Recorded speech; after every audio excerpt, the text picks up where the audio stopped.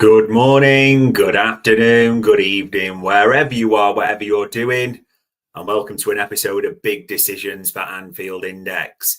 It is Tuesday, the 29th of July, and even though it's only Tuesday, there are a million and one things happening this week, and even I'm surprised by some of the topics, the things we're going to be discussing around players, transfers, the squads, and all the things that are going on at the moment. But at the same time, it is exciting for many a reason. And also, thinking about it, it has been a minute since we've done a big decision. So looking forward to that and carving up three big topics this week as ever.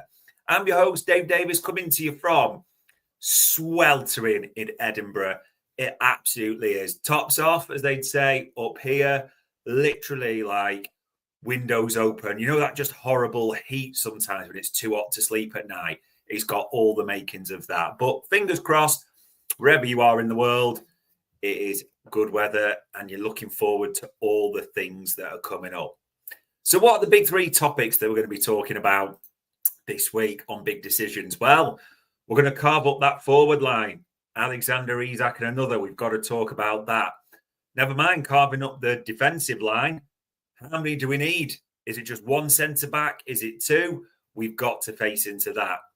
And then whilst we're talking about potentially the carving up of that forward line and the rebuilding, is redemption on the cards for someone? As a lot, and I mean a lot of fans seem to be suggesting at the moment. We're going to have to face into that as our third topic and really see, aren't we? But the first one on the docket here, ladies and gents, the forward line.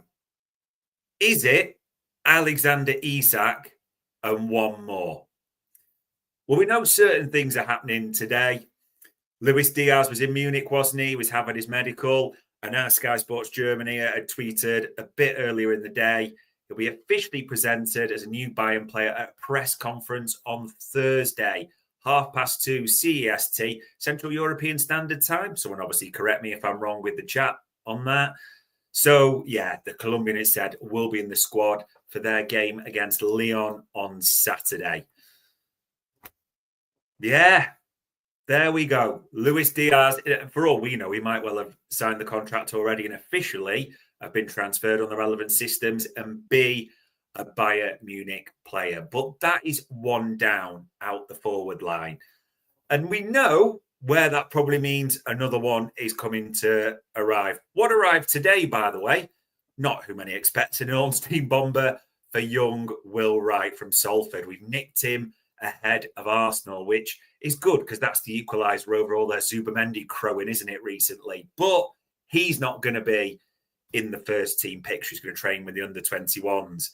As Luca Talks Dons is saying there, Alexander Isak. That is the name. And with everything that's happening at the moment, as we said on many a show, there is the air of inevitability, isn't there, around Alexander Isak? It's a question of, as many say, when do you think will happen? When will we get this offer put in that is apparently set to break the internet? Naturally, like a house purchase, and houses are the theme for tonight, ladies and gents, it feels like we're in this chain, doesn't it? As in it links to Benjamin Sesko at Red Bull Leipzig, Visser at Brentford, that Newcastle have to get those through the door, or some other attacking options. So they'll let us make the move for that and firm up. Although I totally understand, as many reported and hearing, a bit like we are at Anfield Index. I think Matt's put it well there in the chat. Matt's saying, I think it's done. It's just being played out in the media. And I fully understand that theory. And we have heard similar at Anfield Index. We're going to have to see, aren't we? Time will tell on this one. But remember, I referred to it as a house move, a chain with Sesko and Visser being in the chain. We've got to talk houses. Because apparently at Middle Drive, Newcastle upon Tyne, NE20 for £6,950 a calendar month. No, that is not where Banana Man lives. That apparently is Alexander Isak's house that he is renting, or was renting apparently, according to suggestions, that was promptly on the market. A load of fans stumbled across it and has now been taken off the market, probably because I suspect all the comments, the different things, the unwanted attention that's in place for that. And before anyone says, I'm jumping on this has been across various fan sites, Newcastle fan sites, it's important to say. That's not being derogatory, that's not being critical anyway, or having a go. It's just what everyone, I'm sure you have, has been seeing. So it thickens the plot a bit further there, doesn't it? Oof. Also, at the same time, now no one knows sort of the definitiveness of this. This isn't unilateral reporting, but I've put it on the screen because, a few has reported it, that situations now got to the stage where, as it says, the Swede Alexander Isak has gone absent without leave. AWOL, as many people would refer to it as. And a few of you have put in the chat panel at the same time. Again, important to say, there's no official verification on either side from reliable Geordie Patch journalists, reliable, ones that we know, etc. So, yeah, there is that. And it is also important to say a few radio stations, I saw TalkSport had it, pretty much verified that is Alexander Isak's house as well. So, I mean, what have we had in this window so far? We've had Adam P, we've had Justin Bieber's little brother tracking planes. We've now got people tracking Rightmove. That is where everything is in terms of transfer sagas right now. But I think the key thing is with this, it does have that feeling of inevitability. And also, this is on the screen. A few sort of Geordie fans, Liverpool fans mentioning that it's interesting that Alexander Isak is not in any of the, I don't know what you call it, literature, posters, photos, the campaign for Newcastle's new away kit, despite the fact that it's been confirmed he did do the media for that and a lot of their media day, different bits, whatever you want to call it. So it all thickens the plot a little bit, doesn't it? Now, naturally, at the moment, we're at the stage of who's coming. Will this happen? Because it looks like it's going to be Isak and one more, people are hoping.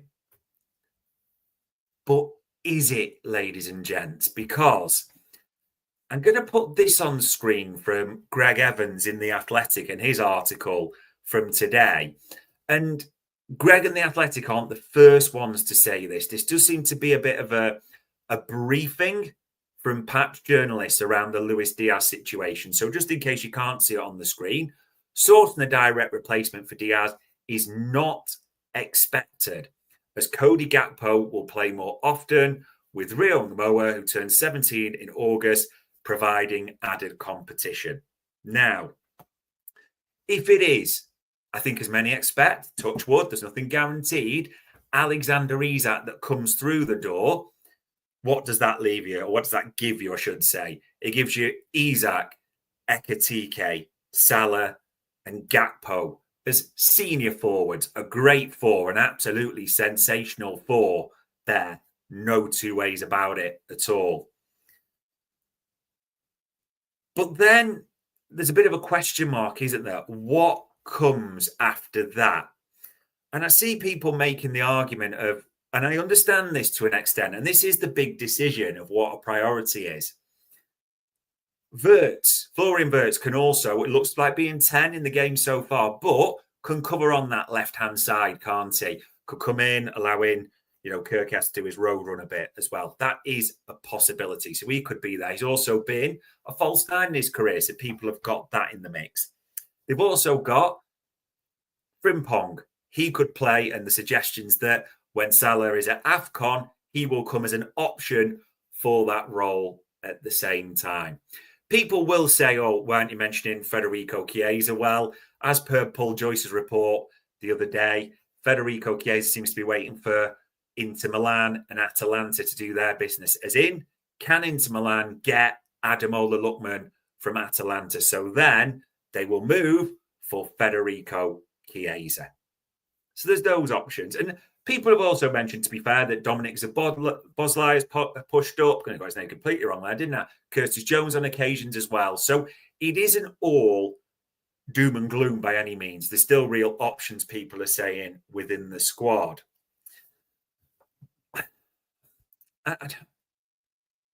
I'll come back to a little bit of my concerns around that. Now, there has been other names kicking around as well at the same time. Rodrigo's been mentioned repeatedly, hasn't he? And the latest reports even coming from Spain, as it's on the screen. Don't know how good your Spanish is, but Rodrigo was a target for Tottenham. Tottenham said no thank you, and its preference is to go for Liverpool, which sounds absolutely great.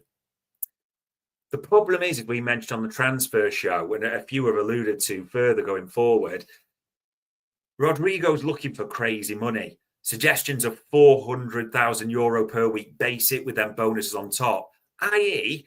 taking him into the Salah, Van Dijk, Alisson territory on top of a fee, which is going to be tasty, isn't it, to prize him out of Real Madrid. So that just, it's not gone, but it seems highly unlikely at the moment, doesn't it? So that's one to tick off as well.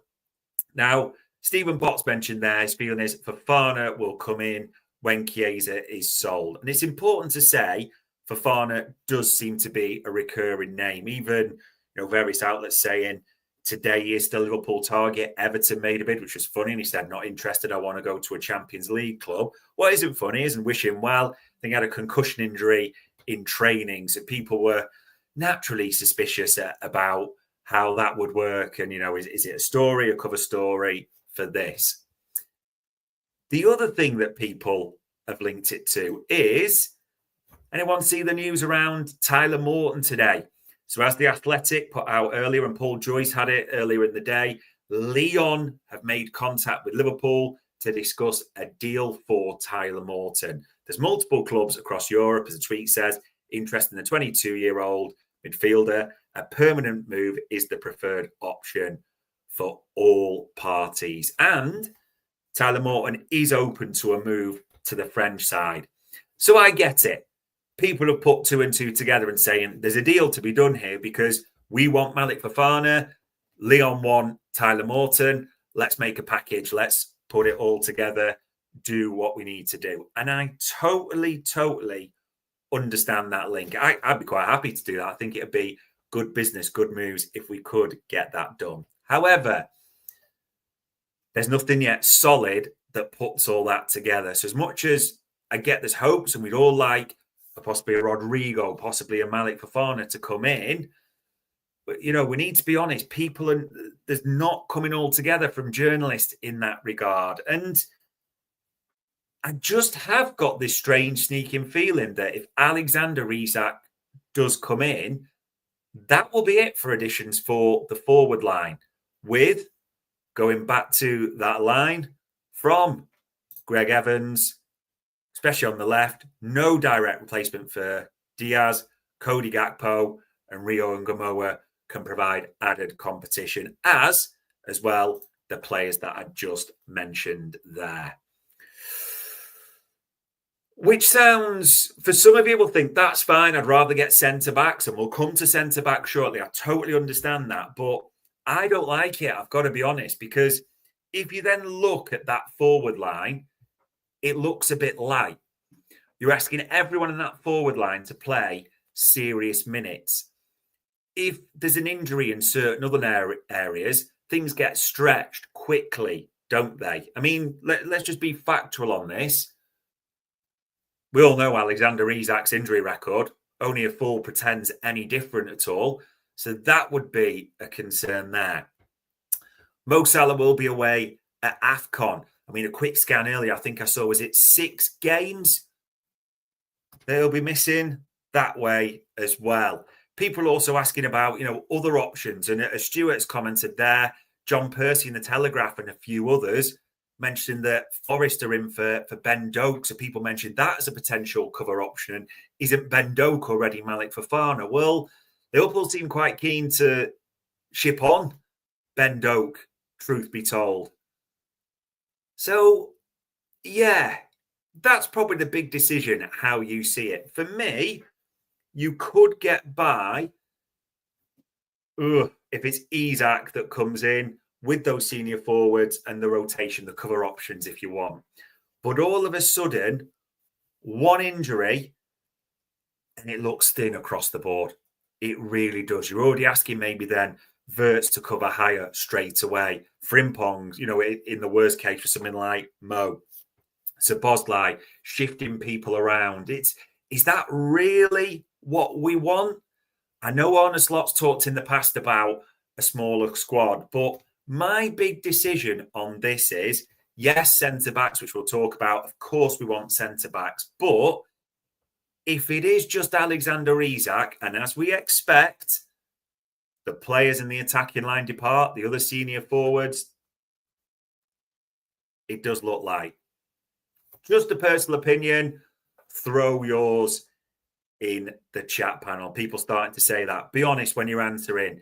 Isak and another needed, or Isak on his own enough? Be clear on your thoughts, which are starting to come into the chat panel. As En's put there, we need subs in the forward line. One injury and Salah AFCON. We've only 3 forwards. Yeah, with one being 16, playing 90 minutes every day for a month. I get what you're saying. I don't think they put him in as much as possible, Rio, or in that manner. But you don't want to really find that tested either way, do you? And look at 90 LFC. Lamar was 16. I'm happy with Real Big Kids. The kid is going to be a world beater. I think he could be sensational there, 90. But do I want him playing that many minutes? No, absolutely not. So that's my big decision. For me, Isak has to be followed by another. We will see. I'm not going to get it answered, those concerns, anytime soon. In terms of other concerns, this one may well be far more pressing for yourselves. The centre-back situation. I mean, if you look at where we are now, the only thing that's absolutely certain is Virgil van Dijk, who's done a renewal. That's brilliant news. Of course it is. But Ibrahim Konate's in the last 12 months of his deal. There's been talk there's a new contract on the table. Not really heard it, have we, from anyone reliable? That there's a big question mark around him longer term. But I think either way, he has to stay for this summer. Jarell Kwanzaa moved on to Bayer Leverkusen, hasn't he? Best of luck to Jarell. Hope he does there. There is naturally there the buyback clause. But that leaves us with a 4th centre-half, doesn't it? And Joe Gomez, who we didn't get the nicest news, did we? Just before that game against AC Milan at the weekend, flown home due to a minor Achilles injury. Now, we're waiting for a full, I don't know what you call it, assessment, news, update, timeout, whatever you want at a time update. But as Arne Slot said, here it is on Saturday, with us for the first part of the week, but he has some Achilles problems. We thought it was better to assess it back in England and for him to come on, or to come work on him, to come back to the team, probably in more ideal circumstances for him than to be part of the group that every time goes out. Now, that doesn't sound naturally like a disaster. So we're not talking a ruptured Achilles or anything like that at all by any means. But we look, there's 3 senior centre-halves, aren't there? And then you're into cover options. And with those senior centre-halves, 2 have got more than questionable injury records. And only a fool says any different. Yes, Konate had a great season in terms of availability. I know we had the Endrick impact injury, but yeah, we also know what happened to Joe Gomez last season. So it's got to be the ultimate right now position of concern, hasn't it? And we're saying that. Arne Slot isn't. As he said, taken from his press conference, I'm looking to my left. I don't think we have a concern at centre-back. And honestly, he went further to say, Ryan, as in Gravenberch, showed that he can play that position. He did it last season as well, although we all know we favour him as a number 6. Yeah. Wata can also play centre-back. Joe Gomez only has a minor injury. has been good for us last season as well. We have enough options left, but it's true that Jarrell has left and hasn't replaced him. As a few have alluded to, it does feel like a bit of kidology, doesn't it, from Arne Slot. Now, the main name, which I know you're all going to be shouting and talking about, is Marc Guéhi. This seems to have gone a little bit quiet at the moment, doesn't it? It seemed like it was close, and Crystal Palace had accepted the need that they, or admitted that they, he's probably going to have to go, that it's not in their model to let him go for a free. And even I saw some Liverpool fans, as per on the screen, mentioning, hold on, he didn't play a single minute against Mainz in their pre-season friendly the other night. But as Tammy Mockbell tweeted, his absence from that was fitness related, suggested by Crystal Palace, not linked to any transfer away. He's training with the squad, but it's being eased into action. The season isn't that far away. I think everyone is wanting at least one centre-half to come in quite quickly, and that's the big decision. As Ian says there, he thinks we need two centre-backs, and many people disagreeing with Arne Slot in the chat panel about this. Naturally, people are also referencing the difficulty of dealing with Steve Parish and Crystal Palace, who are shrewd, very good negotiators, aren't they? Now, bit of an update of this, because we've been chasing it pretty much for most of, since the weekend, really, since we got the news and trying to get it verified, corroborated at Anfield Index through our various sources. The bit that we've got is Liverpool are currently speaking to centre-halves other than Marc Guéhi. Now, just to be clear, that doesn't mean it's going to be Guéhi and another this. We could, no idea how many it could be. I don't know if this is alternative to Guéhi, but having managed to get it verified by a few, Liverpool are speaking to other centre-halves. There's two really that they're speaking to their teams. And one of those, honestly, when I found this out, I'm not going to lie, don't know everything about European football. Of course I don't. But I'd never heard of this name.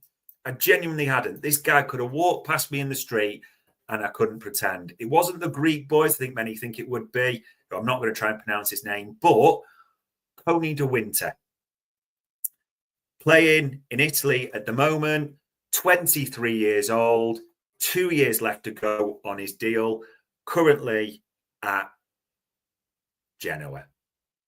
Now, pretty much started at Juventus, played most of his football in Serie A. And when you do a quick scan over FBref, it's interesting because I'm not sure really too many of his defensive stats stand out, but it's important to say that as well as playing centre-back, he has also played right-back and a holding midfielder role at times for Genoa, from speaking to Italian sources there. Again, I can't pretend I can verify that or say I've seen him each week. That would just be a complete lie. But one of the things that does stand out on him is his aerials won are in the 90th percentile against his competitors. And, good old Sam Maguire, he gets proper horny for an aerial duel success, doesn't he? So when we look at that this season for Genoa, look at that.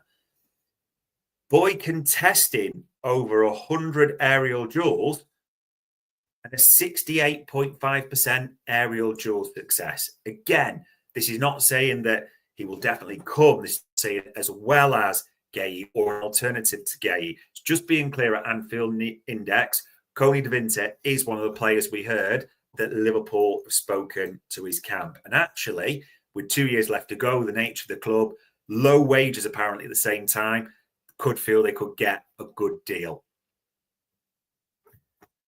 But we'll have to see. And everyone's now asking, naturally, who is the second name?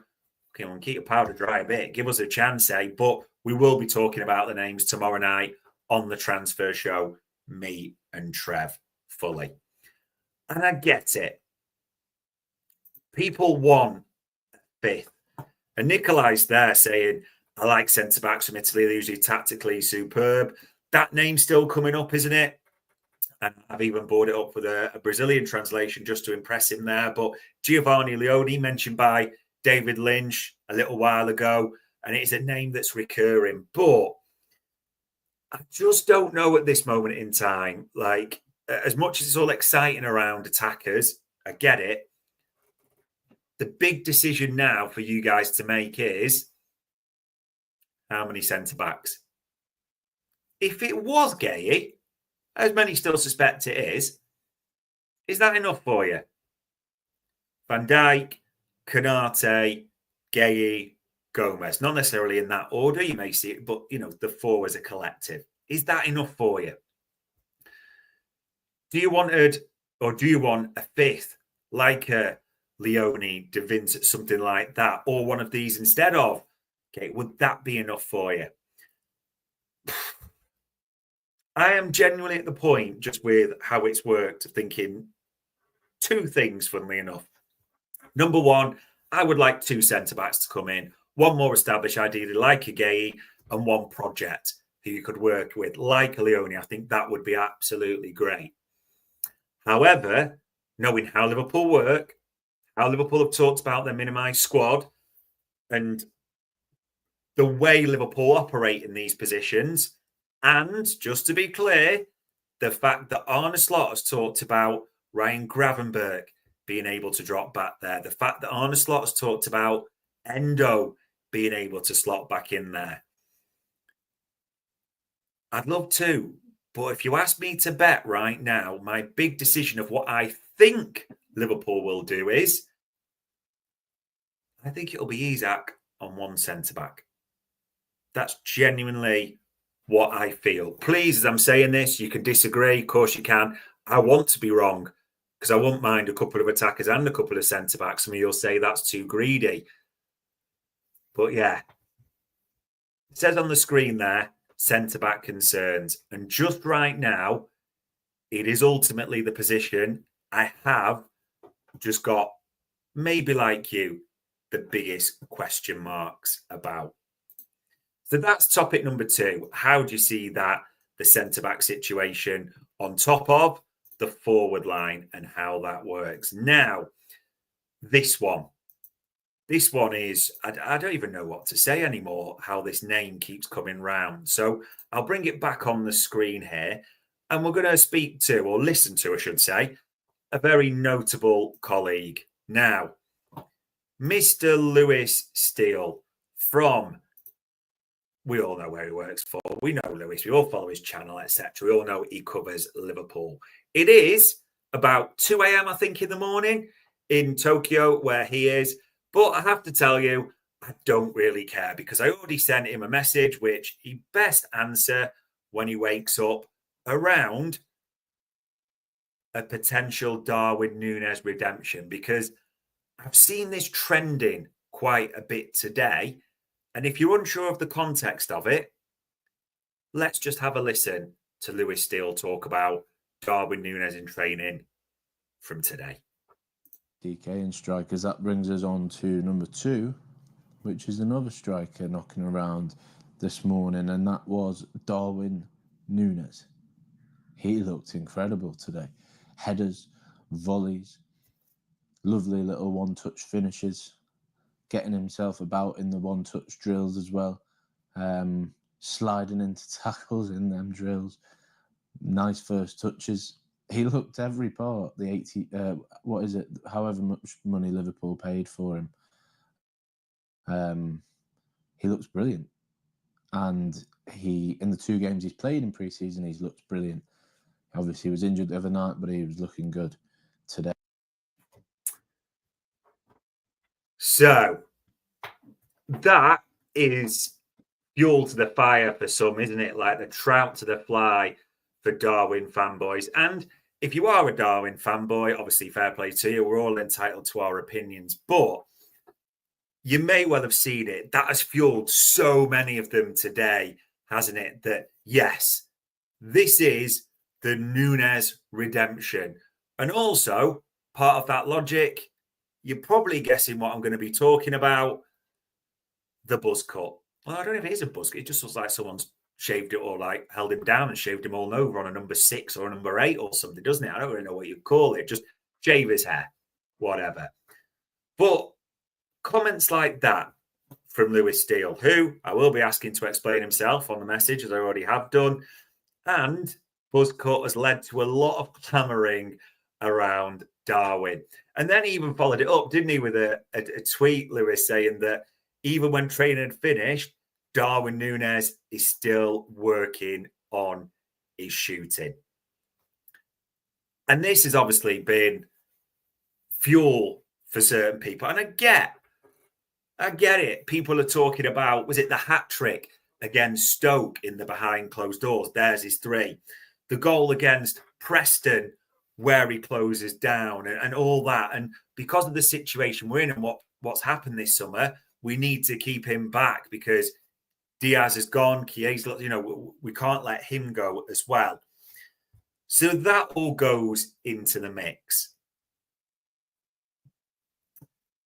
Yeah, the chat panel is a buzz with the thoughts on this. And Ray K, very distinct there. It's all very well scoring a hat-trick against Stoke and in training, but when the pressure is on him, i.e. in front of a full stadium, he is diabolical. Sell, sell, sell. Steve Mania saying it's definitely the haircut as well.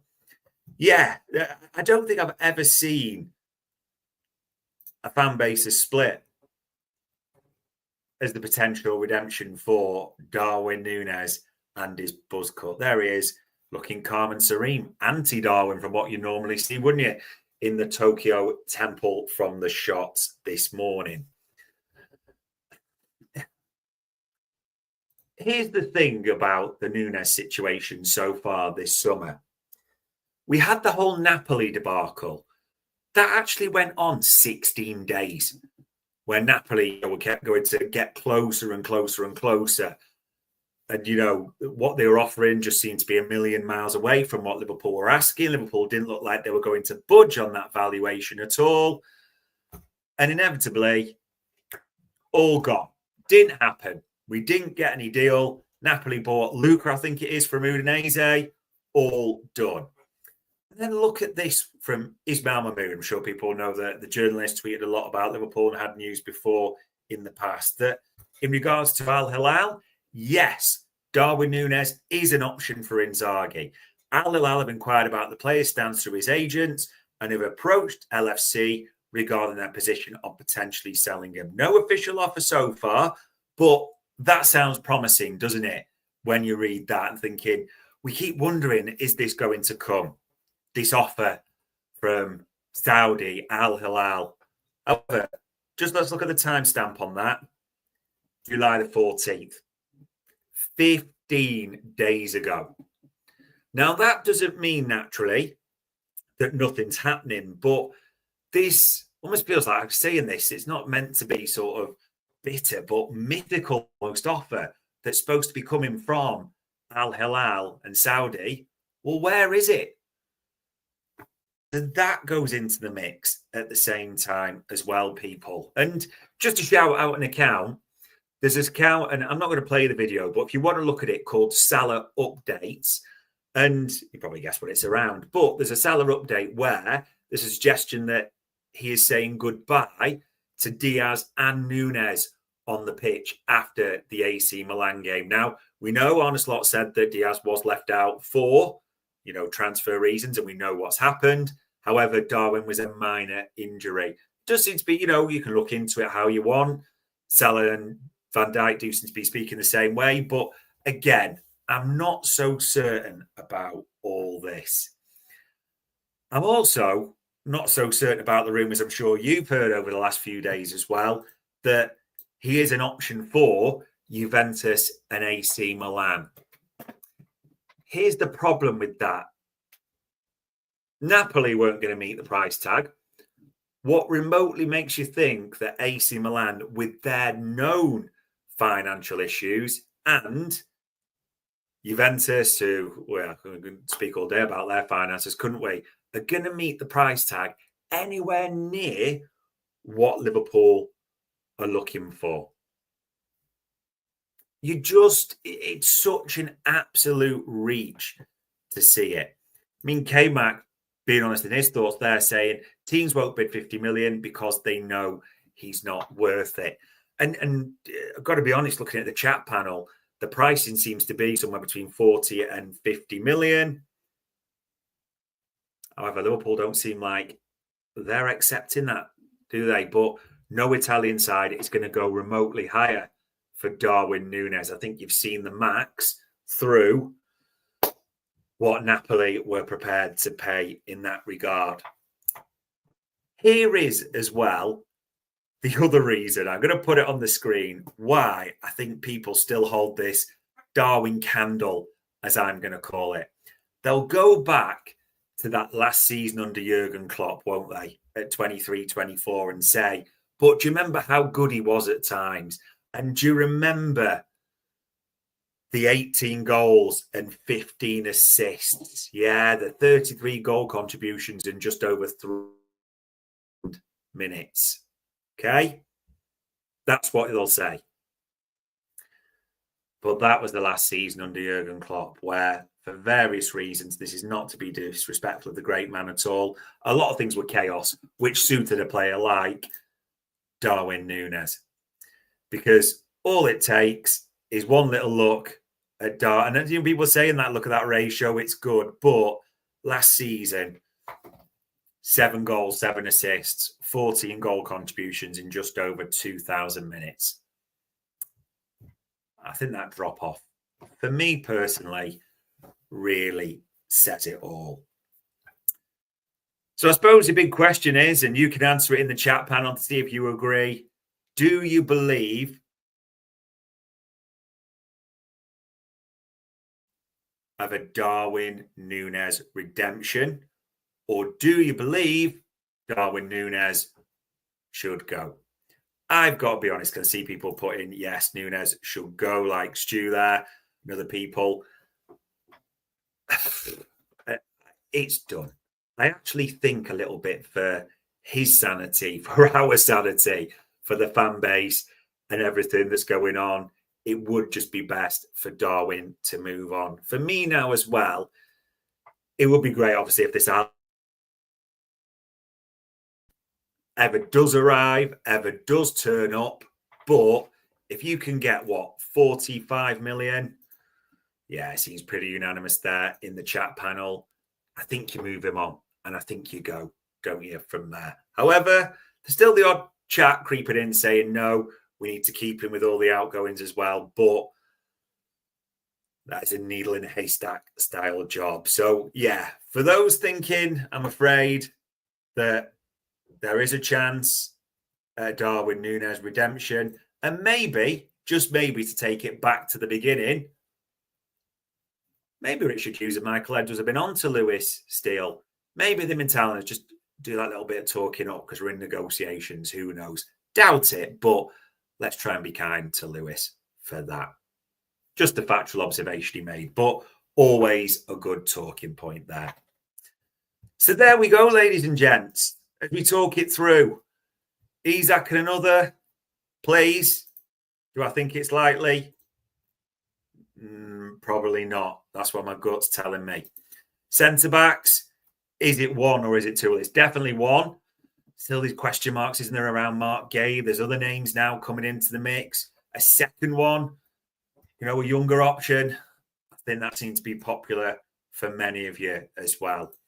Is there a chance of a Darwin Nunez redemption? Not really, according to the chat panel. Not really, according to my thoughts. Stranger things have happened in football, but we will see. I don't think we really will, will we, at the end of the day? As the Here Talks Football says, Isak and Gay, that is the bare minimum for me.